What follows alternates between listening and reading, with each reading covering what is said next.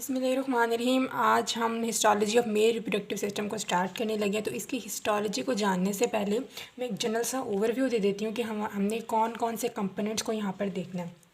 ठीक है, तो मेल रिप्रोडक्टिव सिस्टम को मैं स्टार्ट करती हूँ। सबसे पहले हम देखते हैं कि इसका कॉपुलेटरी ऑर्गन कौन सा है। ठीक है, इसके पार्ट्स में लिख रही हूँ। सबसे पहले इसमें कॉपुलेटरी ऑर्गन आ जाता है। As we all know, copulatory organ is penis. उसके बाद इसके अंदर आ जाते हैं इसके प्राइमरी सेक्स ग्लैंड। ठीक है, इसका जो प्राइमरी सेक्स ग्लैंड है वो हमें पता है कि अ पेयर ऑफ टेस्टिस जो है वो प्रेजेंट होता है सेक्रोटम के अंदर, जो कि इसका प्राइमरी सेक्स ग्लैंड है। तो इधर मैं लिख दिया टेस्टिस। उसके बाद हमारे पास कुछ एसेसरी सेक्स ग्लैंड आ जाते हैं। 3 एसेसरी सेक्स ग्लैंड हैं हमारे पास एक्चुअली, और वो कौन कौन से हैं ये भी हम लोगों ने पहले से एफएससी से ही हम लोगों को पता है कि 3 एसेसरी सेक्स ग्लैंड जो इसके अंदर इम्पॉर्टेंट हैं। One is seminal vesicle, other one is prostate gland of course, and third is bulbourethral gland. ठीक है, ये 3 ग्लैंड हो गया हमारे पास एसेसरी सेक्स ग्लैंड। और फोर्थ कंपोनेंट हमारे पास आता है genital duct system. Genital duct system का मतलब है वो वाला सिस्टम जिससे जो स्पर्म्स बनते हैं इसके अंदर, टेस्टिस के अंदर, वो कौन सा रूट जो है उसको लेकर और फाइनल अपनी डेस्टिनेशन तक पहुंचते हैं। मतलब किस तरह से एजेकुलेटरी डक्ट और वहाँ से जो है यूरिथ्रा के अंदर पहुंचते हैं।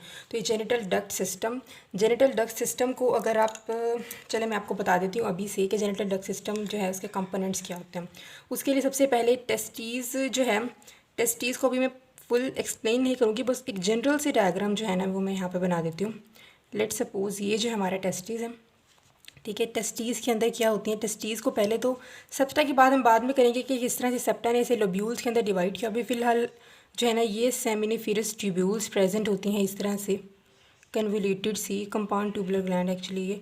तो यहाँ पे काफ़ी सारी यूँ ब्रांचेस होती हैं इसकी, तो यूँ सेमिनिफेरस ट्यूब्यूल्स होती है। उसके बाद क्या होता है, ये सेमिनिफेरस ट्यूब्यूल्स से स्ट्रेट जो हैं यूँ डक्ट्स निकलती हैं, जिसको हम बोलते हैं, क्योंकि ये स्ट्रेट होती हैं तो हम इसे बोलते हैं वाजा रेक्टा।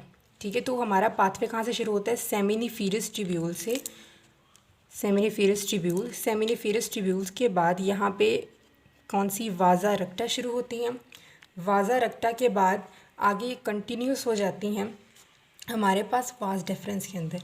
ठीक है, एक्चुअली यहाँ पे क्या होता है, पीछे जो है मीडियस्टेनम टेस्टिस पड़ा होता है। ये सारी बातें जो है जब हम टेस्टिस करेंगे तो उसके अंदर मैं आपको बताऊँगी।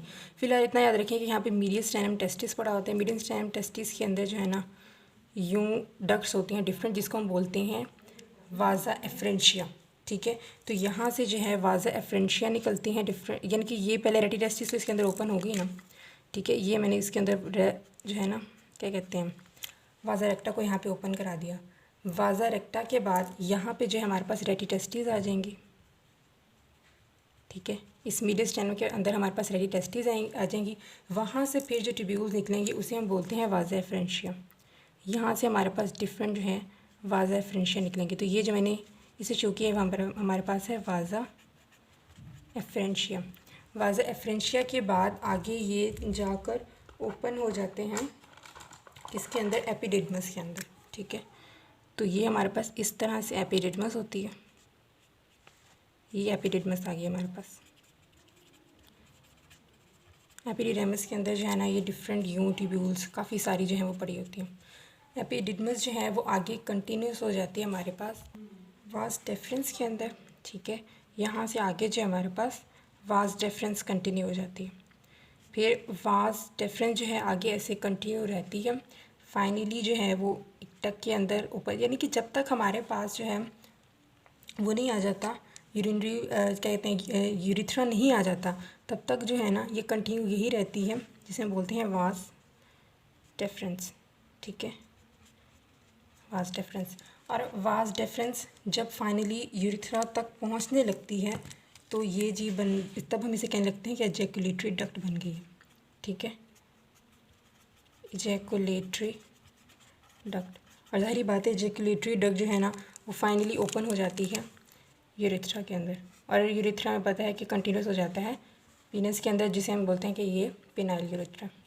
ठीक है, तो ये यूरेथ्रा है। तो इस तरह से यहाँ पे जेनिटल डक्ट सिस्टम होता है। जेनिटल डक्ट सिस्टम के अंदर में क्या पढ़ा पहले, सेमिनिफेरस ट्यूब्यूल, सेमिनिफेरस ट्यूब्यूल आगे कंटिन्यूस हो जाती हैं वाजा रेक्टा के अंदर, वाजा रेक्टा फिर आगे रेटी टेस्टिस के अंदर इन द मीडियस्टाइनम, वहाँ से फिर निकलती है हमारे पास ये वाजा एफरेंशिया। ठीक है, ये मैंने हाँ ये वाजा एफरेंशिया।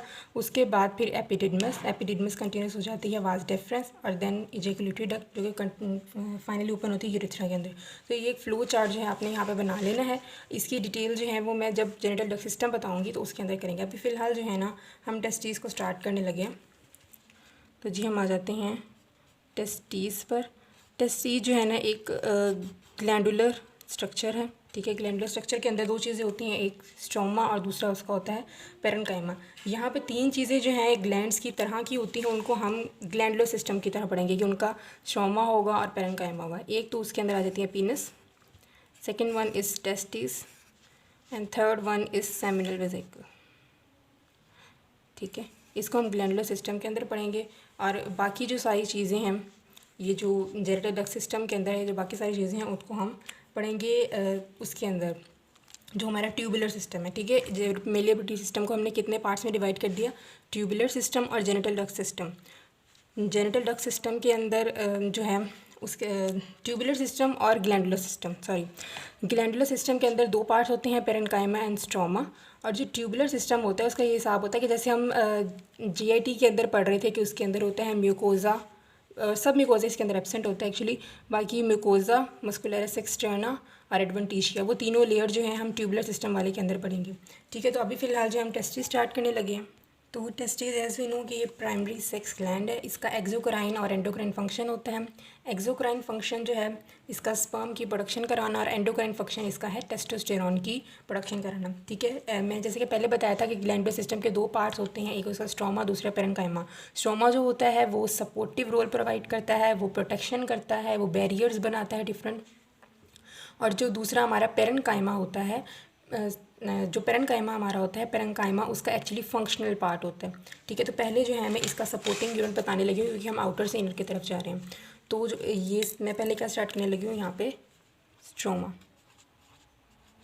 ठीक है, तो नंबर 1 हमारे पास आ गया स्ट्रोमा। स्ट्रोमा के अंदर हम जो है ना कवरिंग पढ़ेंगे। तो मैं जो यही डायग्राम, इसी डायग्राम को जो है यूज़ करती हूँ। सबसे पहले जो है हमारे पास क्या होता है, तो जो आउटर मोस्ट कवरिंग होती है टेस्टिस की, देखिए हमें पता है कि टेस्टिस जो है वो आउटसाइड द बॉडी प्रेजेंट होता है। ये टेस्टिस जो है वो डिसेंड करते हैं नीचे की तरफ। तो जब ये डिसेंड कर रहे होते हैं तो ये जो पेरिटोनियम है डिफरेंट, उसकी अपने ऊपर कवरिंग चढ़ा लेते हैं जब वो नीचे की तरफ आ रहे होते हैं अपने ड्यूरिंग पैसेज। तो इसकी वजह से इसकी कवरिंग जो है वो बन जाती है। तो सबसे आउटर मोस्ट कवरिंग जो है, जिसको मैं ये ब्लैक कलर से शो करने लगी हूँ, ये आउटर मोस्ट कवरिंग को हम बोलते हैं ट्यूनिका वजाइनालिस। ठीक है, ये इसकी होगी आउटर मोस्ट कवरिंग, जिसको हमने बोल दिया ट्यूनिका वजाइनालिस। तो ये आप देख सकते हैं कि ये इसकी एंटीरोलैटरल सरफेस पर है। ठीक है, ट्यूनिका वजाइनालिस जो इसकी एंटीरो लैटरल सरफेस पर प्रेजेंट होती है, और ये सबसे आउटर मोस्ट कवरिंग होती है। उसके बाद इसकी अंदर की तरफ अगर हम जाएं तो हमें नज़र आता है ट्यूनिका वास्कुलोसा, जो कि ये डेफिनेटली एक वास्कुलर लेयर है। इसको मैं रेड कलर से शो करने लगी हूँ। तो इनसाइड द ट्यूनिका वजाइनालिस हमें क्या नज़र आता है, ट्यूनिका वास्कुलोसा। ठीक है, उसके बाद ये जो आपको यहाँ पे मीडियस्टाइनम टेस्टिस नज़र आ रहा है, एक्चुअली मीडियस्टाइनम टेस्टिस जो है वो एक टफ़ कनेक्टिव टिश्यू से बना होता है। यहाँ पे जो शो किया हुआ है ये टफ़ कनेक्टिव टिश्यू से बना होता है। यहाँ से ही जो है आगे की तरफ ये सेप्टा रिलीज़ करते हैं, सेप्टा रेडिएट कराते हैं, जिसकी वजह से टेस्टिस जो है वो लूब्यूल्स के अंदर डिवाइड हो जाते हैं, यही इस मीडियस्टाइनम टेस्टिस से। अब यहाँ पे ये जो ये यहाँ पे जो कवरिंग है जो इसके पोस्टीरियर सरफेस पर है, इस पोस्टीरियर सरफेस पर कवरिंग को हम कहते हैं ट्यूनिका एल्बिजोनियम। ठीक है, तो इसकी 3 कवरिंग है टेस्टिस की, ट्यूनिका वजाइनालिस, वास्कुलोसा एंड एल्बिजोनियम, जो भी इसके स्पेलिंग है। ठीक है, ये 3 इसकी कवरिंग होती हैं। और यहाँ से ये जो सेप्टा निकाले हैं इसने इसको 200 to 300 लूब्यूल्स के अंदर डिवाइड कर दिए। 200 to 300 लोब्यूल्स, वो भी पायरामिड फॉर्म में, डेफिनेटली पायरामिड फॉर्म के अंदर बन रहे हैं, तो 200 to 300 पायरामिडल लोब्यूल्स के अंदर डिवाइड कर दिया। और हर जो ये लोब्यूल है इसके अंदर 2 to 3 सेमिनिफेरस ट्यूब्यूल्स प्रेजेंट होती हैं, ठीक है। तो अगर 200 to 300 है, तो अगर हम इसको मल्टीप्लाई करें तो हमारे पास ऑलमोस्ट सेमिनिफेरस ट्यूब्यूल्स की वैल्यू क्या आ जाएगी, अगर हम मल्टीप्लाई करें तो हमारे पास 900 to 1200 जो है ना, हर टेस्टिस के अंदर सेमिनिफेरस ट्यूब्यूल्स होती हैं, ठीक है। तो आपने ये नंबरिंग याद करनी है। मैं जो है इस वीडियो के अंदर सारे इंपॉर्टेंट क्वेश्चंस आपको बता रही हूँ, जो भी इम्पॉर्टेंट हैं एमसीक्यूज़ के लिए। ये जो भी बुक्स के अंदर, जो कि डाइफोर्ड के अंदर या फिर लाइक हुसैन के अंदर, जिस भी इम्पॉर्टेंट बुक के अंदर है, वहाँ से मैंने ये चीज़ें कलेक्ट की हैं। तो ये जो है इम्पॉर्टेंट है, इसलिए मैं यहाँ पे बता रही हूँ। ये इसकी कवरिंग हो गई है। उसके बाद डेफिनेटली इसकी एक बेसमेंट मेम्ब्रेन भी होगी, ठीक है। तो ये जो थी ना, ये जो हमने अभी पढ़ी है, ये हमने इसकी पढ़ी थी कवरिंग्स, ठीक है। कवरिंग्स के अलावा स्ट्रोमा के अंदर इसकी बेसमेंट मेम्ब्रेन भी आती है, बेसमेंट मेम्ब्रेन। तो बेसमेंट मेम्ब्रेन जो है यहाँ पे इसकी जो आउटर कैप्सूल बना हुआ है, ठीक है, जो इसका कैप्सूल होता है ना टेस्टिस का, उसको हम बोलते हैं ट्यूनिका प्रॉपर। तो बेसमेंट मेम्ब्रेन बिल्कुल एडहेरेंट होती है उस कैप्सूल के साथ, इसको डिफ्रेंशिएट उससे नहीं किया जा सकता। तो ऑब्वियसली हमारे पास एक थर्ड कंपोनेंट भी आ गया, जिसको हम क्या बोलते हैं, tunica propria, that is outer capsule of testis. तो ये हमारे स्ट्रोमा के 3 पार्ट्स हो गए। Then after that we are going toward the parenchyma, ठीक है। पेरेन्काइमा का हमें पता है कि ये फंक्शनल कंपोनेंट होता है। तो पेरेन्काइमा के अंदर हमारे पास 2 चीज़ें आ जाती हैं। तो मुझे लगता है कि यहाँ पे मुझे हिस्टो की डायग्राम पहले बना लेनी चाहिए, उसको देख देख कर जो है ना इसकी इंफॉर्मेशन बताना ज़्यादा ईजी होगा। तो डायग्राम के अंदर एज वी नो कि हमें हिस्टो पेंसिल्स की ज़रूरत पड़ती है, तो आपने इसी से इसकी प्रैक्टिस करनी है, इसको ड्रॉ करना है। ये पेंसिल मेरे पास छोटी थी, मिली भी नहीं क्योंकि शॉर्ट है आजकल, तो जी मैं इससे ही ड्रॉ करने लगी हूँ, ठीक है। तो एक्चुअली मैंने किया क्या है, मैं कौन सा सेक्शन यहाँ पे ड्रॉ करने लगी हूँ, हमने इसको यूँ इतना सा जो है ना, इसका इतना सा पीस जो है ना यहाँ से कट किया। तो देखिए ये जो एक्चुअली यहाँ पे तो ये 2D व्यू के अंदर आपको ये डक नज़र आ रही है, एक्चुअली ये किस तरह एक सैक की तरह है। तो डेफिनेटली जब हम एक सैक को यूँ कट करके ऊपर से देखेंगे तो हमें एक गोल सा स्ट्रक्चर नज़र आएगा, ऐसे ही नज़र आएगा ना। यहाँ पे तो यूँ तो इस तरह से शो हो रहा है, लेकिन डेफिनेटली जब हम उसे कट करके यहाँ से इसको कट करेंगे और ऊपर से देखेंगे तो हमें गोल सा स्ट्रक्चर नज़र आएगा। तो हमारे पास सेमिनिफेरस ट्यूब्यूल्स आएंगी कुछ, क्योंकि हम एक लोब्यूल को यूँ काट रहे हैं। यहाँ पे तो एक शो की हुई है, एक्चुअली मैंने आपको बताया कि 2 होती हैं, 2-3 होती हैं। तो 2 जो है हम सेमिनिफेरस ट्यूब्यूल्स को ड्रॉ करेंगे, साथ में जो है यहाँ पे जो पूरा पेरेन्काइमा है हम उसको ड्रॉ करेंगे। तो हम टेस्टिस को ड्रॉ करने लगे, ठीक है। तो जी मैं स्टार्ट करने लगी हूँ। सबसे पहले जो है हमने एक लाइनिंग बनानी है यहाँ पर। चलिए मैं यहाँ पर थोड़ा ड्रॉ कर देती हूँ, क्योंकि हमने वहाँ पर लिखना है। ये मैंने ड्रॉ किया एक सेमिनिफेरस ट्यूब्यूल, ठीक है।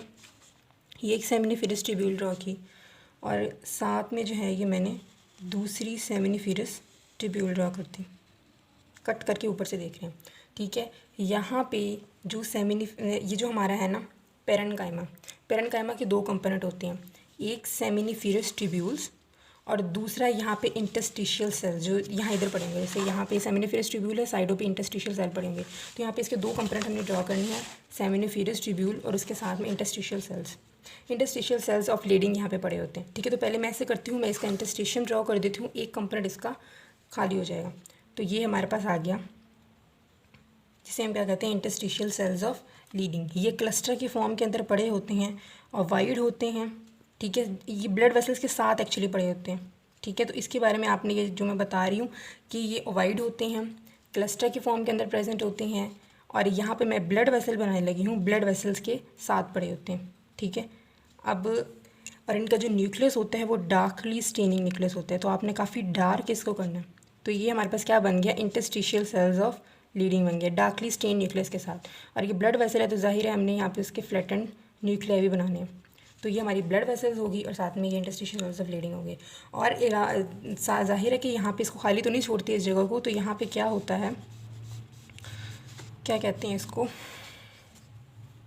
कनेक्टिव टिश्यूज़ वगैरह हम यहाँ पे ड्रॉ कर रहे हैं, ठीक है। तो ज़ाहिर है इन्होंने इसको सराउंड किया होगा, पूरा खाली जगह तो नहीं होगी ना यहाँ पे। तो आपने यहाँ पे क्या करना है, कनेक्टिव टिश्यूज़ को ड्रॉ कर देना है हर जगह। ये जहाँ पे मैं ऐसे ड्रॉ कर रही हूँ, आप लोग फास्ट करके देख लें ताकि जो है आपका टाइम ज़ाया ना हो, ठीक है। तो ये हमारा क्या बन गया, यहाँ पे हमने कनेक्टिव टिश्यू, और ज़ाहिर है कनेक्टिव टिश्यू के साथ जो है हमें यहाँ पे ये ब्लू कलर से हमने डॉट डॉट लगा देंगे, ठीक है। कनेक्टिव टिश्यू के साथ हम ये करते हैं, ज़ाहिर है कनेक्टिव टिश्यू भी जिंदा है तो उनके पास भी ये न्यूक्लियस तो होगा ही ना, ऐसे तो नहीं होते। तो ये न्यूक्लियाई जब हम डेड केराटिनाइज लेयर बनाते होते हैं तब हम ये न्यूक्लियाई का डालेंगे। तो बिल्कुल थोड़े से हमने यहाँ पे ये न्यूक्लियाई बना देने हैं। कनेक्टिव टिश्यू जो है आप बेशक थोड़ा ज़्यादा कर दें। चलिए जी, ये हमारा हो गया। अब हम अंदर की तरफ चलते हैं। हमने एक कर दिया इंटरस्टिशियल सेल, दूसरा हम सेमिनिफेरस ट्यूब्यूल को अंदर से देखने लगे हैं। सेमिनिफेरस ट्यूब्यूल के दो कंपोनेंट होते हैं, सर्टोली सेल्स और साथ में स्पर्मेटोगोनियम, ठीक है। पहले हम सर्टोली सेल्स को यहाँ पे ड्रॉ कर लेते हैं। तो सर्टोली सेल्स के लिए यहाँ पे मैं बनाने लगी हूँ। सर्टोली सेल्स हमने बनानी है, टॉल कलमनर सेल्स बनाए हैं, वो भी मॉडिफाइड टॉल कलमनर सेल्स, ठीक है। तो ये मैंने क्या किया, ये पिंक से, ठीक है। ये यूँ आपने बनाने हैं मॉडिफाइड टॉल कलमनर सेल्स। तो इनकी जो शेप होती है कुछ यूँ होती है। तो ये बना लिए, ये एक बना लिया। उसके बाद इस तरह तकरीबन आपने 4-5 जो है ना यहाँ पे बना लेने, ठीक है। ये हमारे बन रहे हैं सर्टोली सेल्स। ये इधर बना लिया। इसी तरह से जो है आपने इधर बना लेना है।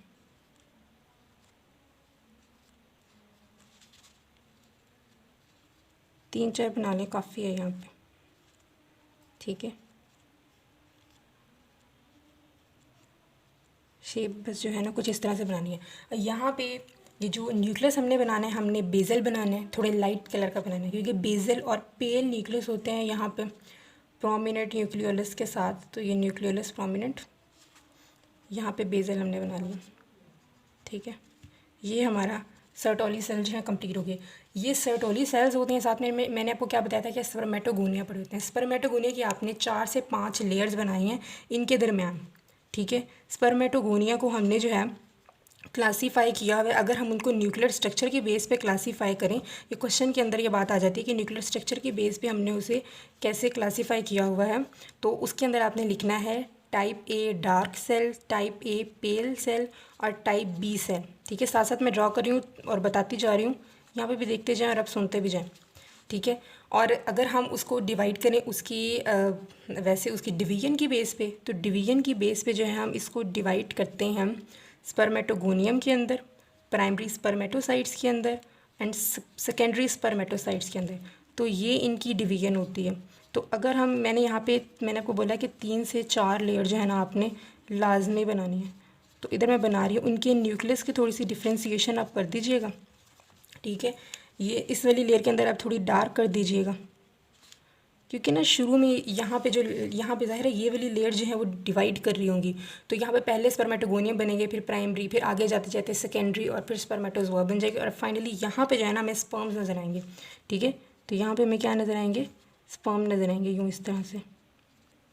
ये मैंने यहाँ पे कुछ स्पर्म्स बना दिए, ज़ाहिर ज़्यादा होंगे लेकिन हम यहाँ पे क्या बना रहे हैं, कुछ स्पर्म्स बना रहे हैं, ठीक है। और बाकी इनके जो है वो न्यूक्लियस इनके थोड़े डार्क बना देने हैं। ऐसे करती हूँ, मैं वीडियो बंद कर देती हूँ और बना के वापस आती हूँ। हाँ जी, तो ये मैंने यहाँ पे एक को ही ड्रॉ किया है, बिल्कुल सेम जैसे यहाँ पे किया है, बिल्कुल यहाँ पे बना लेनी है। अब हमारी जो बहुत इंपॉर्टेंट चीज़ है वो है लेबलिंग। तो हम लेबलिंग की तरफ आ जाते हैं। ये जो हमने सबसे अनोखे बनाए जिसको हम क्या बोलते हैं, सर्टोली सेल्स, वो हैं ये interstitial cells of lady, LEYDING, जो कि टेस्टोस्टेरॉन रिलीज़ करते हैं, ठीक है। ये क्या रिलीज़ करते हैं, टेस्टोस्टेरॉन रिलीज़ करते हैं। सर्टोली सेल्स जो है प्रोटेक्शन प्रोवाइड करते हैं। अच्छा, हम इनके फंक्शंस की भी यहाँ पे बात कर ही लेते हैं। तो सर्टोली सेल्स जो हैं ये सपोर्ट प्रोवाइड करते हैं, प्रोटेक्शन प्रोवाइड करते हैं। इसको हम 3 लेयर्स के अंदर मोस्ट प्रोबेबली डिवाइड कर देते हैं, किसकी लैटरल सरफेस, बेसल सरफेस और ल्यूमिनल सरफेस। तो जो इसकी लैटरल सरफेस है वो ब्लड टेस्टिस बैरियर बनाती है, ठीक है। तो सर्टोली सेल्स क्या करती है, ये ब्लड टेस्टिस बैरियर भी बनाती है यहाँ पर। इसके अलावा ये जो है वो जाहिर बात है प्रोटेक्शन प्रोवाइड करती है, सपोर्ट प्रोवाइड करती है। और ये जो है वो जो प्रोसेस होता है स्पर्मियोजेनेसिस, यानी कि स्पर्मेटोजोआ को मैच्योर स्पर्म्स के अंदर कन्वर्ट कराना, वो वाले के अंदर भी ये इन्वॉल्व होती है। तो स्पर्मियोजेनेसिस, और इसके अलावा इसका रोल होता है इम्यूनिटी के अंदर कि जो हैप्लॉइड स्पर्म सेल्स बन जाते हैं उनको प्रिवेंट करते हैं कि इम्यून सिस्टम उनके अगेंस्ट जो है वो कोई रिएक्शन कराए। तो इस तरह से ये प्रोटेक्शन, इस तरह से इनकी प्रोटेक्शन होती है। ठीक है, कि क्या करते हैं, आइसोलेट करा लेते हैं हैप्लॉइड स्पर्म को। नॉर्मली हमारे बॉडी के अंदर जो है वो डिप्लॉइड होते हैं, लेकिन क्योंकि स्पर्म हैप्लॉइड बनते हैं तो उनके अगेंस्ट इम्यूनिटी को रोकते हैं। तो ये इसके फंक्शन हो गए। इसके अलावा अगर हम इनके इंटरस्टिशियल सेल्स ऑफ ब्लीडिंग के देखें तो ये टेस्टोस्टेरोन रिलीज करता है। तो यहाँ पे जो है काफ़ी बड़ी वीडियो बन गई, तो यहाँ पे मैं एंड करती हूँ। टेस्टिस के डायग्राम भी आपने देख लिया किस तरह से ड्रॉ करनी है। And please if you like my work, subscribe my channel and share it with your friends.